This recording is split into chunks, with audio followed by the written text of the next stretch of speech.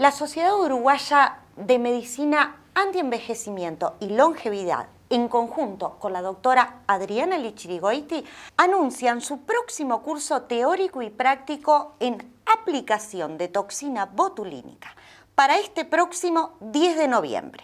El objetivo principal es capacitar en el uso y la aplicación de la toxina botulínica en estética a médicos y odontólogos. Por información e inscripciones, dirigirse a mab.minerva@gmail.com o a los teléfonos 2706-4340 o al 099-413-226. Bueno, continuamos hablando con Claudia Martínez sobre cardiopatías. Claudia, hablábamos en el segmento anterior sobre la importancia de obtener un buen diagnóstico, incluso desde el vientre materno. Hablamos sobre el niño ya nacido, que se le da de alta y que a los 15, 20 días le surge un problema de una cardiopatía. Ahora bien, si aceleramos un poquito el tiempo, de repente un niño de 5 años va a la escuela, le llaman la atención a sus padres que el niño está cansado, luego ese niño no se quiere levantar, está totalmente desganado, no come bien, sus papás lo llevan a su centro de atención y le dicen, tengo que el niño tiene un soplo, pero que no es de preocuparse. ¿Cómo se toma? ¿Y hasta dónde hay que preocuparse y hasta dónde no? Una pregunta muy amplia, Sí, te Ana. maté. La verdad que sí.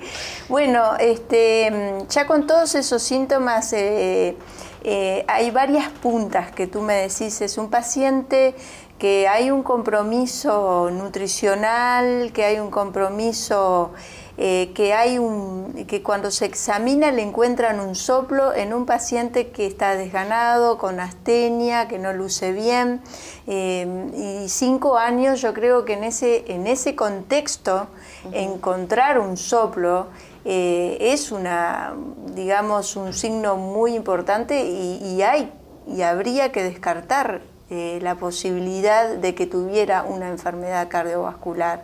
Hay cardiopatías que no se manifiestan en las primeras etapas de la vida, ni perinatal ni neonatal, pero sí que se manifiestan en las etapas más tardías, como son las comunicaciones intraventriculares, o las comunicaciones interauriculares, que se pasan por alto de muchos tamizajes y llegan a la edad de 5 años y pueden generar compromisos, sobre todo pulmonares, de hacer neumonías a repetición o de producir un síndrome enmascarado como el asma, que puede ser un asma de origen cardíaco y uno interpretarlo como asma enfermedad pulmonar,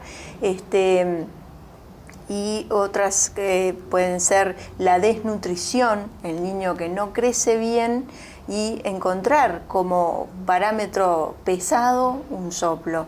Eso al pediatra tiene que llamarle la atención, tiene que abordar, uno de sus objetivos tiene que ser descartar la patología cardíaca a través de una radiografía de tórax, a través de un electrocardiograma y a través del ecocardiograma de pediátrico, ¿verdad? O sea que a través de esos 3 elementos nosotros ya podemos tener en un gran porcentaje la posibilidad de si tiene o no cardiopatía. ¿Cuáles serían los factores de riesgo en una edad similar a la que estábamos hablando, por ejemplo? Porque la de adultos se habla mucho. Hay muchas campañas para jóvenes, para adultos, pero en realidad no para niños. ¿Factores de riesgo sobre qué? Sobre las enfermedades cardiovasculares, claro, en el adulto, por ejemplo. No, porque en los niños, estamos hablando del niño.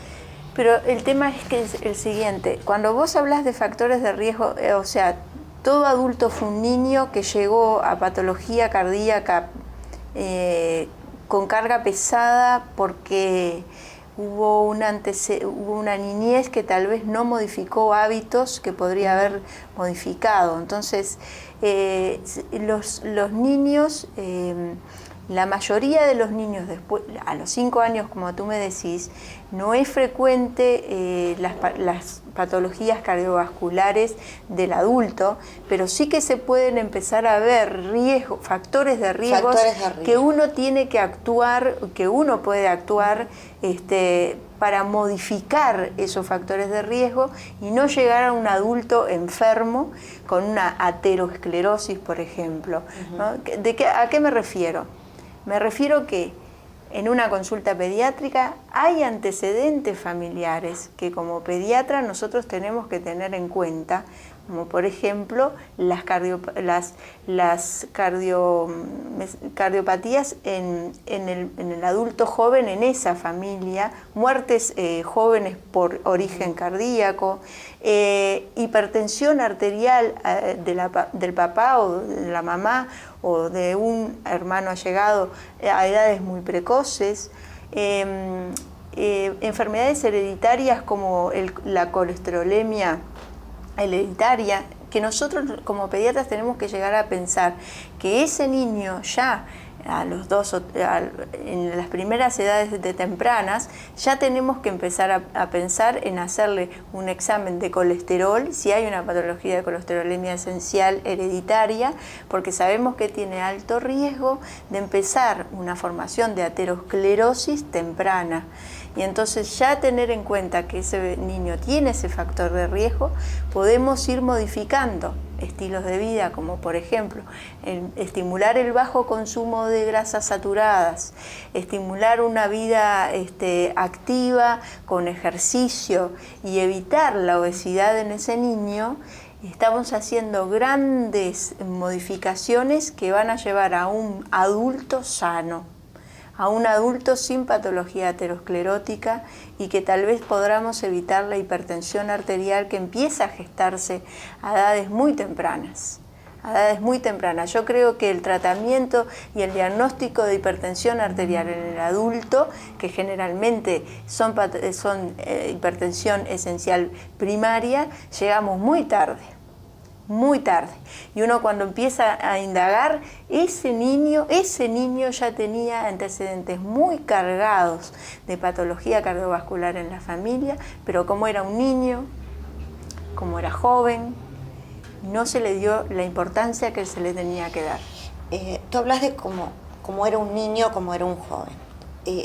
Como papá, ¿qué síntomas podemos llegar a visualizar para potenciarnos en poner más atención o hablar con el pediatra y plantearle una inquietud? Síntomas. A veces las cefaleas en el niño, el dolor torácico en el niño, llevan a veces a la consulta de esa madre, y hay que decirle y enseñar a todas las mamás que llevan a los niños al pediatra que el niño tiene que tener un registro de su presión arterial ya desde edades muy tempranas, como a los 3 años. A los 3 años. A los 3 años. Ya nosotros a los 3 años tenemos que tener registros y solicitar al pediatra que le tome la presión arterial a mi niño. Claro, pero al pediatra a los 3 años, las consultas, si es un niño sano, son una vez al año. ¿Controlás la presión arterial una vez al año? Si el niño, si en ese control la presión arterial es normal, nosotros podemos controlar la presión una vez al año, a menos que haya algún otro factor que haga que nosotros tengamos como patologías renales,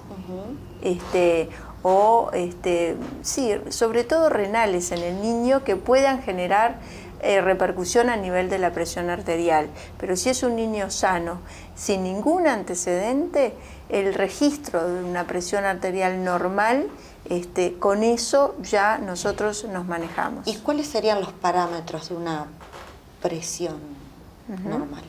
Nosotros, las mamás lo que tienen que saber es que el pediatra toma la presión arterial a través de un esfingomanómetro y que los valores de presión arterial nosotros los llevamos a curvas de edad, ¿tá?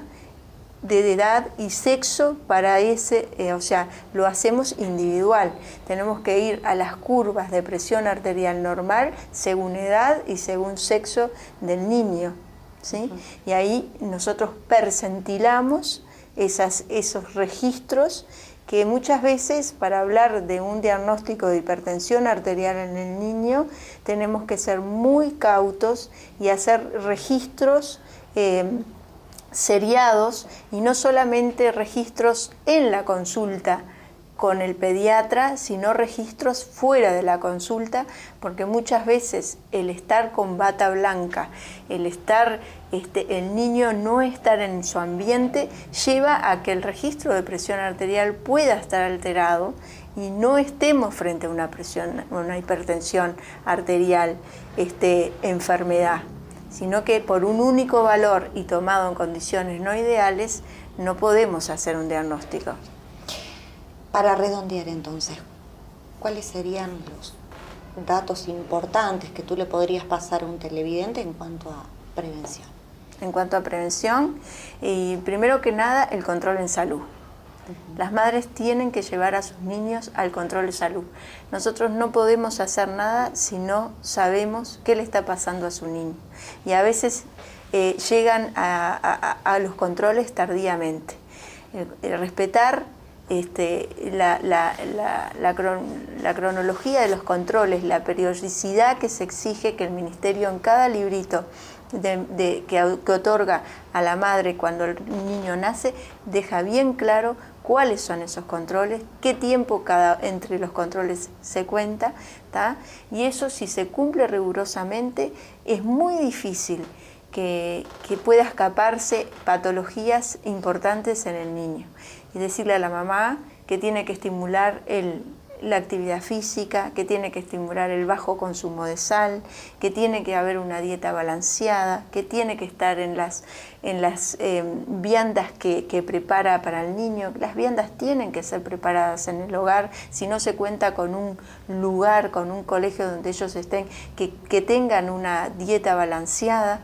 Eso es lo mejor, que la mamá esté presente en esas quehaceres diarios, que a veces es muy difícil porque la madre cada vez está más afuera de la casa, pero que nos lleva media hora a veces preparar algo rápido y saludable para los niños.